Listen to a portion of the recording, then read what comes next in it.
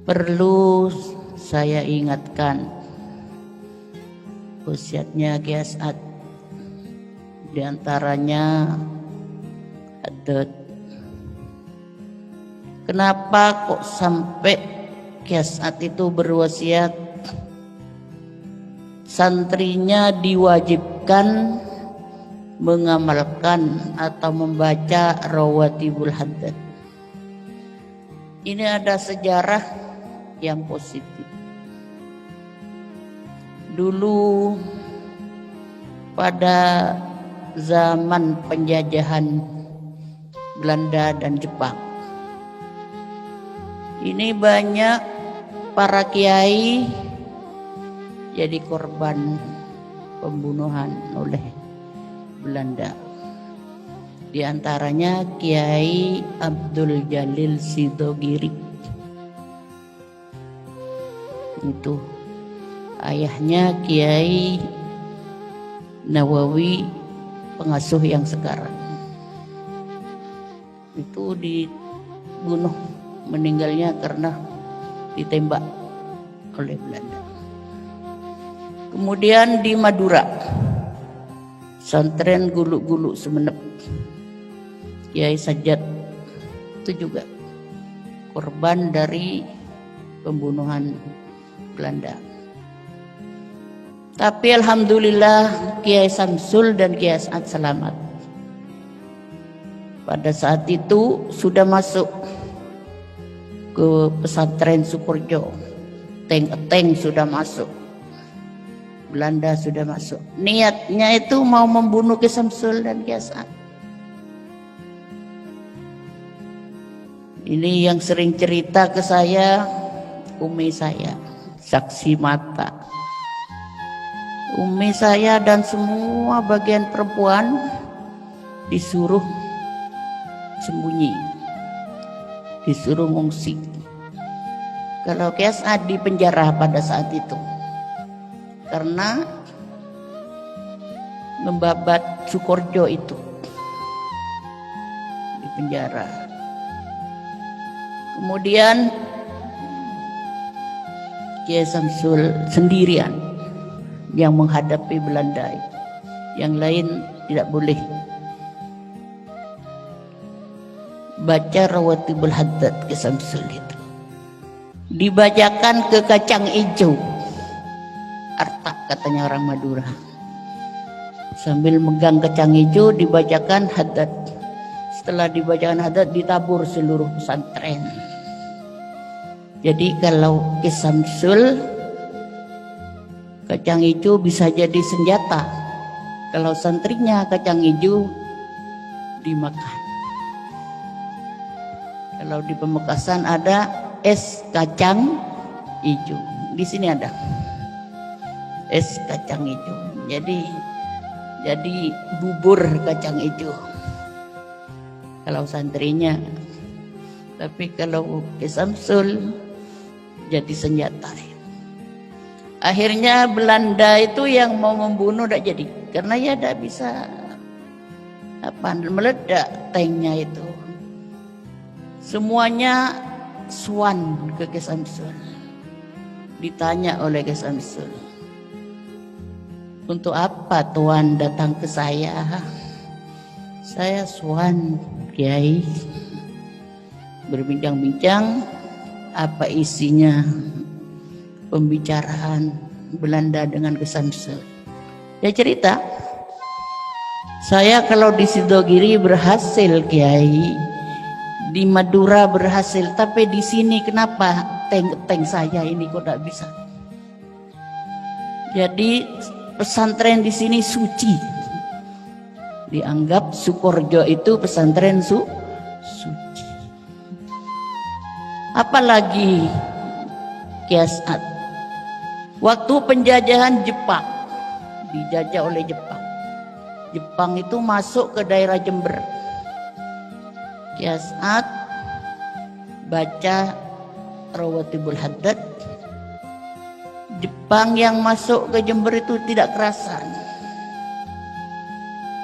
dengan dibacakan rawatibul haddad. Makanya santrinya diwasiatkan disuruh membaca rawatibul hadat. Intinya untuk menyelamatkan diri, untuk pagar katanya Kiasan, untuk pagar, untuk menyelamatkan diri. Di antaranya lagi apa? Kalau punya santri, makin banyak santrinya. Kalau punya usaha, makin sukses usaha, barokahnya rawatibul. Bukti apa? Sukorjo. Bukan saya ngicap, tapi bukti. Tiap pergantian pengasuh pesantren Sukorjo, santrinya makin banyak. Benar. Iya. Pendidikannya makin maju. Dulu Kiai Samsul baru mendirikan Sukorjo 10 tahun, santrinya 10 orang. 10 orang. Setelah Kiasat ribuan. Setelah Kifawaid puluhan sekarang ditambah ada Kezaim belasan ribu ini. Jadi ini bukti dari pertama cuma 10 orang, ribuan orang, 10.000 lebih, kemudian sekarang berapa? 16.000. Jadi ini bukti. Usahanya Sukorjo ya makin sukses. Bahkan tetangga-tetangga kebagian sukses. Yang datang ke Sukorjo itu bisa punya usaha. Insya Allah di sini ada yang sukses usahanya. Siapa ya? Siapa? Apa tuan rumah yang rumahnya ditempatin saya? Benar. Usahanya sukses. Ya bukti juga punya rumah ditempatin saya. Kalau tidak sukses kan tidak kira banyak rumahnya. Nah, mudah-mudahan yang lain ini sama. Barokahnya hadat. Apalagi untuk apa hadat? Selain menyelamatkan diri, sukses usaha, sukses santrinya. Lima apa ya? Ya. Ke-NU-an. Ini ngabdi di NU. Ekonomi yang kelima, mengangkat ekonomi masyarakat. Jadi kalau punya usaha, angkat masyarakat kecil, apalagi alumni, teman-temannya alumni yang belum punya usaha itu angkat, kasih apa? Kasih modal atau kasih kerja, itu namanya ngangkat ekonomi masyarakat. Yang terpenting NU ini apa katanya Kiasan? Santri saya kalau keluar dari NU tidak ngabdi kepada pendidikan NU, maka jangan bersama saya nanti di akhirat. Karena nanti di akhirat seperti ada pengawalnya. Bagi santrinya yang tetap NU oleh Kiasat akan dikawal bersama beliau. Kemana tujuannya? Ke surga. Amin. Allahumma amin. Jangan kena pengaruh ajaran-ajaran yang bukan NU. Jangan kena pengaruh. Jadi harus ingat ke-NU-annya Kiasat. Ikhlas, jujur. Nah, itu lagi. Jadi ini yang terpenting juga. Ikhlas dan jujur. Jangan jadi santri yang tidak jujur. Kiasat itu mondok di Sayhona Holil, pondok pesantren Sayhona Holil Bangkalan, ngabdi. kepada Syekhona. Jadi buah ngabdinya itu, katanya Ki As'ad, ini Sukorjo, hasil pengabdian saya kepada guru. Bahkan Ki As'ad di sana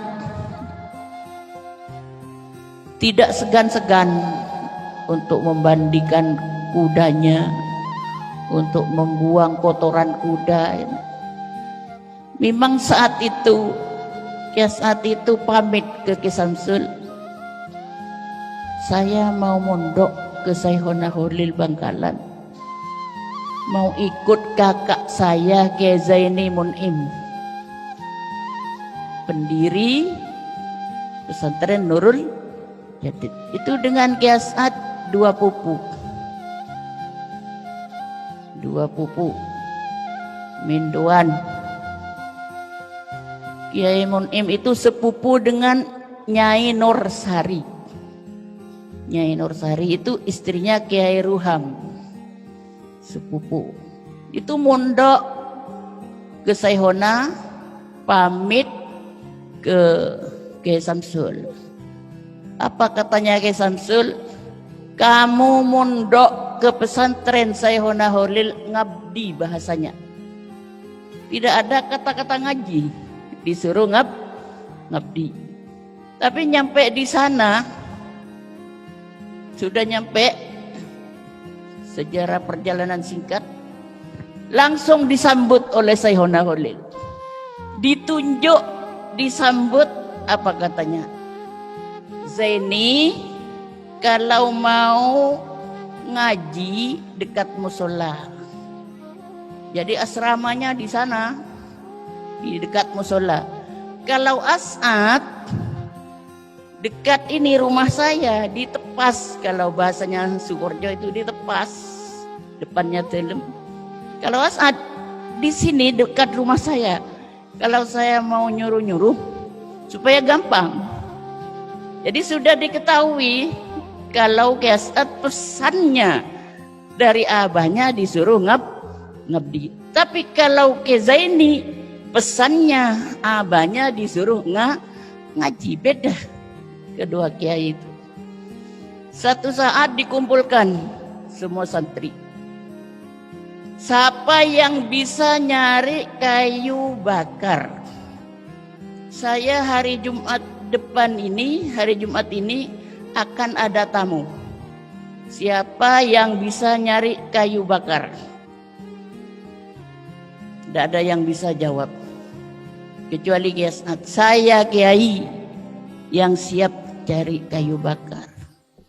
Ternyata kenapa kok Ki As'ad siap? Bekalnya dari Kiai Samsul 3 apa, kalau wadahnya tape itu namanya apa? Besek. Kalau Kiai Zaini koper, tas, dibuka isinya kitab. Bekalnya dari abahnya, dari Kiai Mun'im. Kalau Ki As'ad besek 3. Yang satu isinya itu kalau ngupas kelapa. Kalau katanya orang Sukorjo itu pireng. Kalau katanya orang Madura, rumahnya abahnya ini bedok. Tahu bahasa kalian? Pokoknya alat untuk ngupas kelapa. Nah, itu Ki As'ad dibekal itu. Satu besek lagi, besek yang satunya isi bijinya asam. Aneh kan? Orang mau mondok dibekali itu. Apa kalian sama itu? Yang satu besek lagi isinya cangkaro bahasa Maduranya. Nasi yang sudah bau dijemur, dicuci, dijemur, setelah kering itu bekalnya Ki As'ad. Ada yang mengatakan apa sekarang? Nasi aking. Ya. Jadi 3 itu. Ki As'ad sudah sanggup sebelum melihat apa isi besek itu. Nah, jadi nyambung antara Ki As'ad dan gurunya. Dibuka, ada alat untuk motong kayu. Katanya Ki Zaini, "Lek, ini bahasa Madura ya. Saya ikut, Lek. Ikut sambian. Saya tidak punya alat untuk motong kayu. Cuma kitab. Gimana untuk motong kayu, Lek? Saya ikut." Nah, jadi Ki Zaini ikut ngabdi. Sudah nyampe kayunya itu disampaikan. Saat Jumat ini akan ada tamu, seperti siapapun harus diantarkan ke saya. Nyampe sudah hari Jumat, tidak ada tamu sama sekali. Ada cuma satu. Orangnya berpakaian compang-camping. Tahu compang-camping? Bedel kebi katanya orang Madura. Red belerit. Kotor. Sudah compang-camping kotor. Ya kayak orang gila itu. Banyak boroknya. Kayak orang kena cacar. Banyak apa itu? Borok. Yang ada apa kalau pote-pote itu? Nana katanya orang Madura itu. Minyak nana. Boceng, bau. Tapi karena pesannya guru, seperti siapapun, antarkan ke saya. Diantarkan kepada Syekhona Holil. Sudah nyampe di sana berpelukan. Ki As'ad saja tidak kuat ke baunya. Syekhona Holil berpelukan. Berbincang-bincang sampai lama dengan Syekhona Holil. Setelah selesai, disampaikan kepada Ki As'ad, "Anterin ini lagi. Tamu ini sampai ke jalan raya." Kan di sana memang pinggir jalan pesantren Syekhona Holil yang sekarang itu. Asli itu tempat mondoknya Ki As'ad. Diantarkan ke jalan pulang Ki As'ad. Ditanya sama gurunya, sama Syekhona Holil, "As'ad, kamu tadi jabatan tangan dengan tamu itu?" "Enggak, Kiai." "Kenapa?" "Bau. Saya tidak kuat ke baunya." "Tidak cium tangan?" "Enggak, Kiai." Jabatan tangan enggak, apalagi cium tangan. Itu Nabi Khidir. Loh, kalau begini saya pengen ketemu lagi, Kiai. Jadi nanti ini datang lagi itu Jumat yang akan datang. Berwajah apapun antarkan ke saya. Kemudian Jumat lagi tidak ada tamu sama sekali kecuali Belanda. Pada saat itu Belanda sedang gencar-gencarnya mau membunuh para kiai. "As'ad," katanya yang tamu tadi, "katanya Holil sakit ya? Holil sakit ya?" Sudah mengatakan sakit, mengatakan Holil tidak hormat sama sekali, katanya Ki. Berwajah Belanda. Ya setelah diantarkan ke Syekhona Holil sama dengan yang tadi. Berpelukan, berbicara berjam-jam. Setelah pulang ditanya lagi, "Saat ini anterin ke jalan raya." Terus setelah dianterin datang lagi Ki As'ad, ditanya, "As'ad, kamu cium tangan, jabatan tangan ke tamu itu?" "Enggak, Kiai." "Kenapa?" "Ya karena itu Belanda. Saya khawatir Kiai dibunuh. Seandainya bukan pesan dari Kiai berwajah apa saja, tidak saya anterin, Kiai." Itu Nabi Khidir. Jadi pertama berwajah orang pengemis, kayak orang gila. Yang kedua berwajah Belanda. Ya kalau begini saya pengen ketemu Kiai sampai 3 kali. Ya nanti Jumat ini itu datang lagi. Nanti jemput di stasiun. Kamu keluar jemput beliau. Nanti di stasiun. Stasiunnya dari pondok agak jauh. Kalau tidak keliru dulu itu sekitar 3 kilo. Perjalanan 3 kilo. Sudah nunggu di sana Ki Hasan. Lah itu turun dari kereta api, orang yang tampan, pakai belangkon, pegang tongkat. Langsung Kiai As'ad ditunjuk, kamu As'ad yang disuruh jemput saya sama gurunya Syekhona Holil. Iya. Langsung cium tangan dengan Kiai As'ad, bergandengan tangan. Setelah cium tangan, perjalanan 3 kilo ke pesantren, itulah Kiai As'ad diajari ilmu-ilmu rohani. Jadi Kiai As'ad tidak ngaji kepada Syekhona Holil, tapi ngaji kepada gurunya Syekhona Holil, yaitu Nabi Khidir yang berwajah tampan. Ditanya lagi, anterin ini nyampe sana stasiun kereta api. Datang sudah Kiai As'ad, kamu cium tangan dengan itu. Iya Kiai. Kenapa? Karena tampan, harum. Apa katanya beliau? Ya disampaikan, saya diajari ilmu ini. Akhirnya tongkat itu yang dibawa oleh Nabi Khidir dikasihkan kepada Syekhona Holil. Beberapa tahun kemudian Syekhona Holil merintahkan Kiai As'ad untuk mengantarkan tongkat itu kepada Kiai Hasyim Asy'ari. Inilah ceritanya NU. Gimana NU sekarang makin besar. Sekarang ulang tahun ya. Nah, jadi NU besarnya bukan hanya di Madura dan di Jombang, tapi seluruh dunia. Saya pernah haji bersama abahnya Ning Susi ini.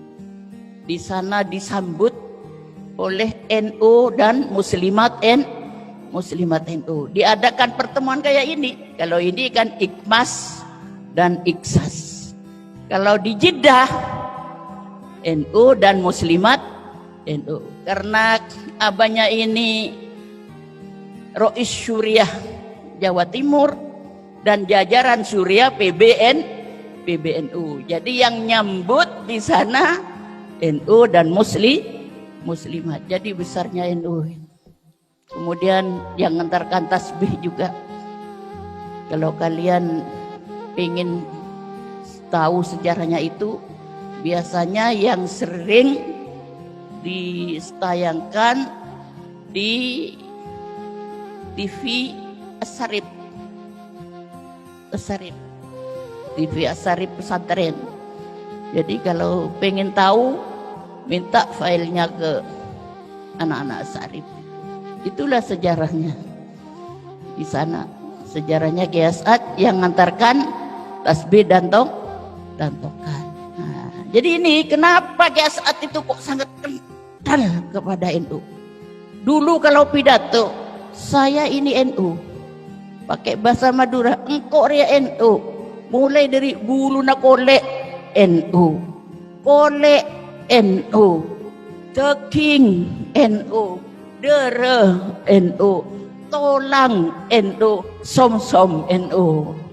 Ini katanya almarhum. Ya itu sejarahnya. Kenapa Kiai As'ad itu mantap kepada NU? Karena beliau media dari Syekhona Holil kepada Kiai Hasyim Asy'ari, dan tahu tongkat itu tongkatnya siapa gitu. Bukan tongkat-tongkat kayak sekarang ngambil di mana-mana, tapi tongkat asli dari gurunya Syekhona Holil, yaitu Nabi. Katanya Kiai As'ad, tongkatnya Nabi Musa yang jadi ular. Apa katanya Kiai Hasyim Asy'ari? Alhamdulillah saya jadi mau mendirikan NU. Siapa yang menghina ke NU, siapa yang menghancurkan NU, akan hina sendiri, akan hancur sendiri. Kata bahasa Maduranya Pak, nulai. Hati-hati jangan sampai menghina atau apalagi menghancurkan NU. Ya karena itu sejarahnya itu nyambung, bukan organisasi sembarangan. Mudah-mudahan kalian dapat barokahnya. Amin, Allahumma amin. Pada saat itu juga Belanda banyak membakar rumah-rumah kiai. Di antaranya rumahnya Kiai Zaini Monim. Sudah tidak punya rumah, habis. Karena Sukorjo dikatakan tempat suci, ngungsi ke sana, ke Sukorjo. Kiai Zaini ngungsi.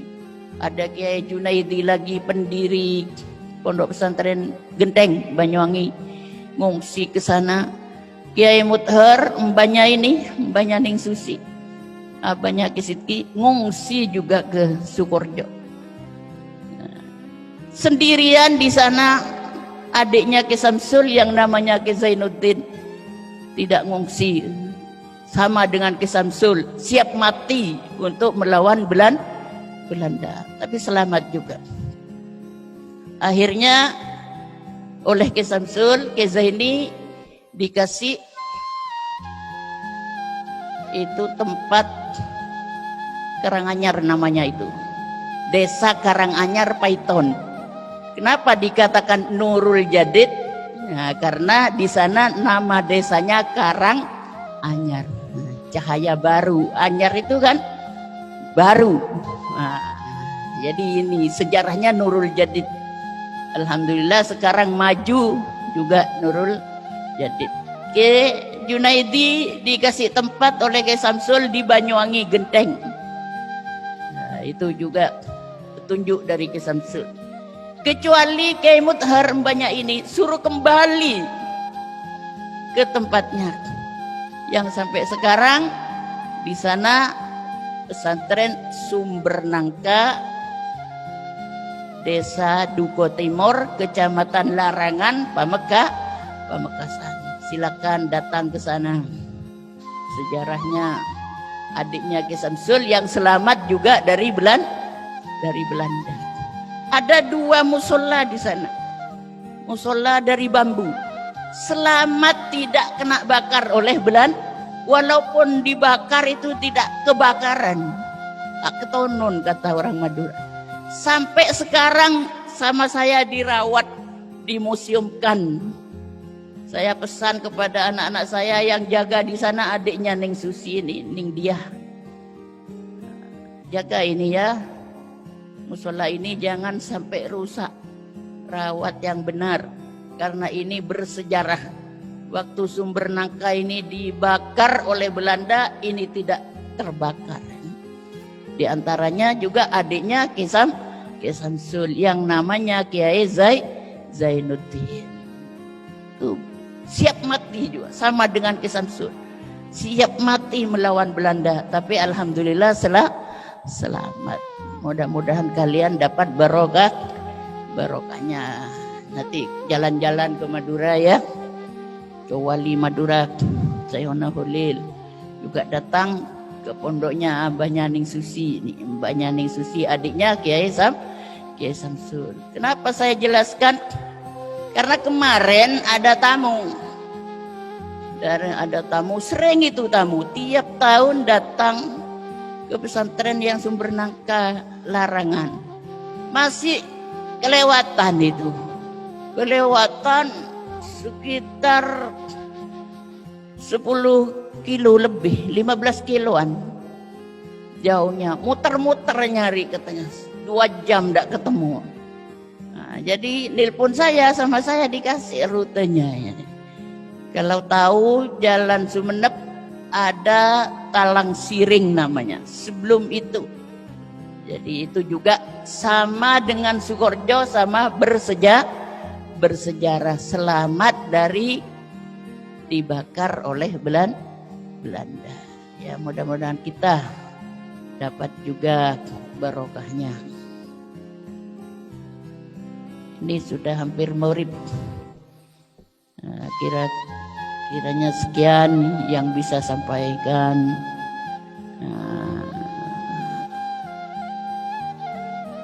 Kurang lebihnya mohon maaf.